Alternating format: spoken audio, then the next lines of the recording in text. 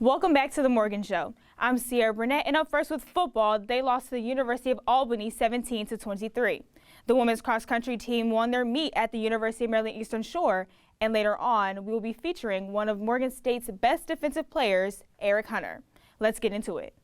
The Morgan State women's cross-country team captured its first meet of the season at the University of Maryland Eastern Shore. The Bears won the Soaring Hawk Cross-Country Classic held in Princess Anne, Maryland. Morgan won first place in the two-team event, with 4 of its runners claiming the top 4 places. Abigail Fisher won the individual title with a time of 20 minutes and 40 seconds. In what was a thrilling and rain-soaked game, the University of Albany escaped Hughes Stadium with a 23-17 double overtime win over Morgan State on Saturday. Morgan rallied from a 10-0 deficit to force overtime. Still, the effort wasn't enough as the Bears were unable to secure the victory. They dropped to 1-3 this season. Reporter Lake Marion has more on the story. Each week of this football season has seemed to come with more hurt as Morgan finds painful ways to lose in close games. This time, the Bears lost to the Albany Great Danes 23-17 in double overtime. The Bears have now lost 3 straight games since their road victory over Richmond on September 2nd. There are glaring issues that the Bears need to fix, and all of them are on the offensive side of the ball. In 4 games, the Bears' offense has scored 58 points total, averaging 14.5 points per game. Their opponents so far in those 4 games are averaging 19.25 points per game. Morgan's offense has struggled to score points in the second half. The offense is not able to get into the red zone often to go for touchdowns or attempt field goals. Head coach Damon Wilson elaborated on what the offense must do to get out of the mud. In order to win ball games, you got to stop the run and run the football. So it's going to be a must that we sustain our running game. The weather wasn't the best last week. However, we don't make excuses. We did not do a good job up front blocking Albany. So therefore, we had trouble in the run game. With that being said, we still had an opportunity to win the ball game, and it came down to inches really. And we're headed in the right direction. Guys are still fighting. Had a good week practice thus far this week. So I'm looking forward to the challenge against Yale. The Bears have struggled to run the ball effectively as they were outrushed 116-45. Running back J.J. Davis finished the game with -6 yards. Davis said the running game is already moving at a good pace, but they need to work on the smaller things to keep it going.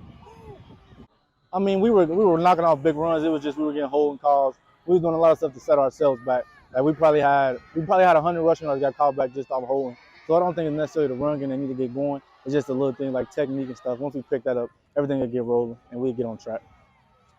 The pass-run play calling is balanced, and so the Bears involved their receivers more against Albany. Wide receivers Travion Pratt and Demir Shipley combined for 92 yards and a touchdown. We asked Pratt to say what the offense needs to adjust as Morgan moves forward. Honestly, I feel like we actually a good offense, like I said before. Only thing we just need is that little push and that little more integrity into one another and be able to trust each other more. And our quarterback situation was like off, but we doing what we're supposed to do now, and we all connecting and doing everything right. Running backs doing their job, wide receivers doing their job. So mainly everybody just do their job, and we're gonna be good. The Bears will travel to New Haven, Connecticut to take on Yale University on Saturday, seeking to end their 3-game losing streak. Thank you, Lake. Morgan competed toe-to-toe with MEAC defending champions Delaware State before falling 1-3 on Sunday afternoon in its home opener at the Hillfield House. The Bears dropped to 5-12 this season and are now 0-2 in the MEAC. Senior Michaela Billingsley finished with 8 kills. Senior Gabriela Haciano had a total of 12 digs, and junior Trinity Carruthers added 15 assists and 8 digs. The Bears traveled to Durham, North Carolina to face North Carolina Central on Friday and to Orangeburg, South Carolina to face South Carolina State on Sunday. Here's Kelsey Jones with more on the story. As the Morgan State women's volleyball team makes its way through the season, the wait to be great motivates players like an iPhone music playlist. With the completion of the non-conference schedule and added internal expectations, the Bears are contemplating what it will take to win a MEAC championship. Coaches and players considering changes like better communication and trusting in order to move through the conference with more wins. Their losses, however, have come in hard-fought matches. With so many close games turned to losses, Coach Seymour Ortiz tells us a little bit about what they are doing to overcome those moments of pressure in the game. It's us getting better at those pressure moments, and we talk about being in the red zone a lot, which comes down to the last 5 points. So, we need to handle pressure better, and that's with a growing team, a learning team, so we know we're going to go through those bumps and bruises. Chemistry is the first step to building a winning team. I feel like our team chemistry is improving a lot. I feel like with our win to loss percentage and ratio this year, it's way better than last year. So I feel like we're having small improvements, but as a whole, I feel like we are growing collectively. I would say that the connections, for sure. We've been kind of struggling with it a little bit, but we had the energy. But to go further in the conference, the connections is needed and the trust in our teammates. It's not an easy road ahead for the Bears, but they are making the changes they need to beat these bold teams and turn the season around. Thank you, Kelsey. Now, we all know it's football season, but basketball season is slowly approaching.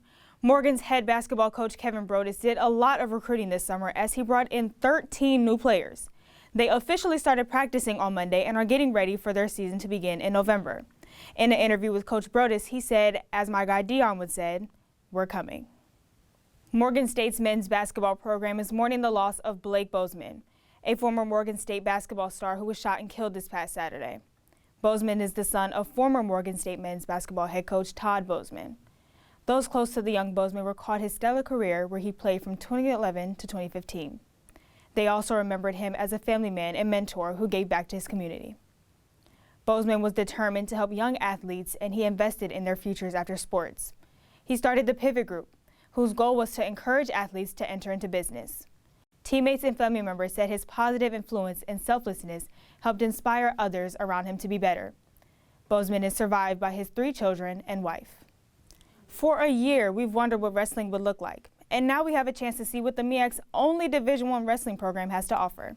Here's Brandon Henry with the report. After receiving a $2.7 million donation in October 2021 from HBCU Wrestling, Morgan State's men's wrestling team is returning after a 27-year hiatus. They're now the only D1 HBCU with a wrestling program. With majority of the team being freshmen, many are unsure of what to expect. However, the Bears could not have found a better head coach with the hiring of Kenny Monday. Most of the kids that we have on our team are freshmen, so we're young. And so just trying to get as much experience as we can this first year and just continue to build on our program going forward. Coach Monday was the first ever black wrestler to win an Olympic gold medal.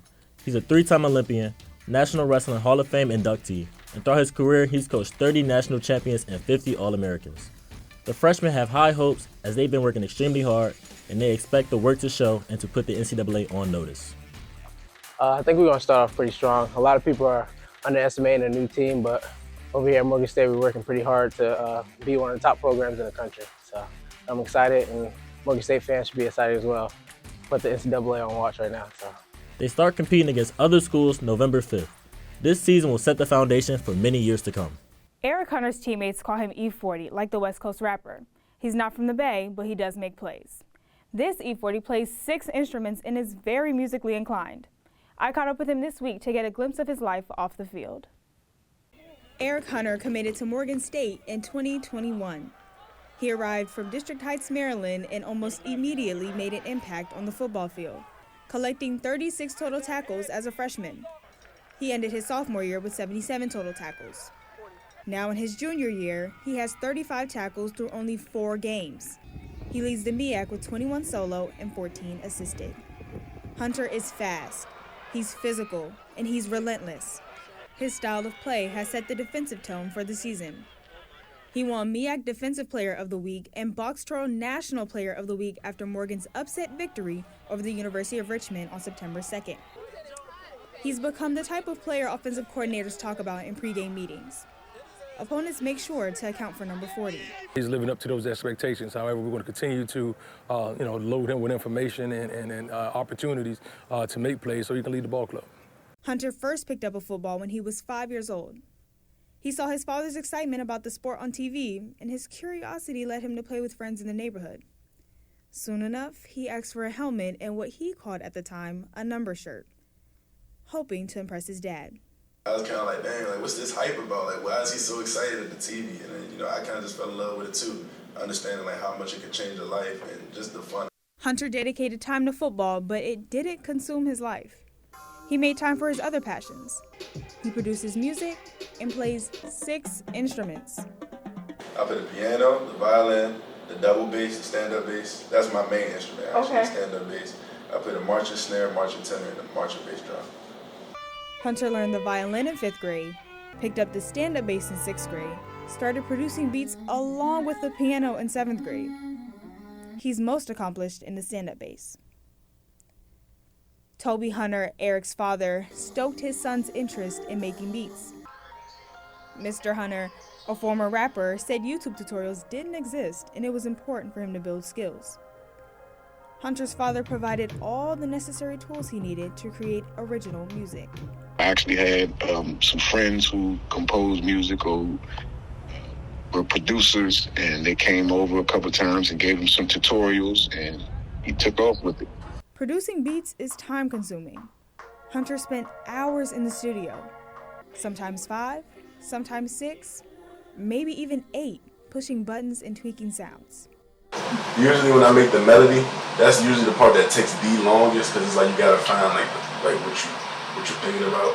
But once I finish the melody and I'm like going into the drums, piece of cake. Producing quality music is subjective. Hunter relies on his ears and his heart. The only thing that makes a good beat is how it makes you feel. As long as it makes you feel any kind of emotion, whether it just makes you bob your head or makes you want to cry, emotion. Erick Hunter carries the same emotional approach onto the football field. He's a ball of energy who explodes for tackles and sacks. A 6'4", 210-pound middle linebacker making plays. He has grown into that role. Teammates call him a passionate and emotional leader. Coaches speak highly of his progress. Erick is a guy that understands our defense. He plays with a lot of passion. He's a guy that spends a lot of time in the coach's room studying film and preparing for games. The Bears face Yale this weekend in New Haven, Connecticut. They hope the defense, led by Hunter, continues to dominate opponents. They own the MEAC's top defensive unit, holding teams to 19.3 points per game. Hunter is averaging 2.5 sacks per game. He has 6 tackles for loss, and along with Noah Washington and Jordan Tolles, has been a major disruptor this season. He plans to continue to apply pressure. Next up, we have Lake's Takes. Lake, as you saw this past weekend, we suffered a heartbreaking loss in double overtime, losing 17-23 to University of Albany. What were your overall thoughts of the game? Well, Brandon, my overall thoughts of the game were, I think that they just they got to get it done. You know, they had a tough time scoring, got to the 1-yard line and just couldn't punch the ball in. Had a lot of miscues, a couple of penalties here and there, but they just got a lot of things to fix, especially offensively. Most definitely. What were your takeaways from the game? So my takeaways were this. First, I think that the team has been playing to the level of their opponent. Despite despite falling to 1-3 this season, the Bears have not been blown out in any of their games. Maybe we can argue the Towson game, but that was only a 10-point loss. But other than that, they've been playing really good against the teams that they've been up against so far. Richmond, Akron, and now even University at Albany. All those games are decided by 1 score with only that 1 game against Richmond that they ended up winning. I also think that, number 2, they just couldn't get the ground game going. Couldn't run the ball as well as they wanted to.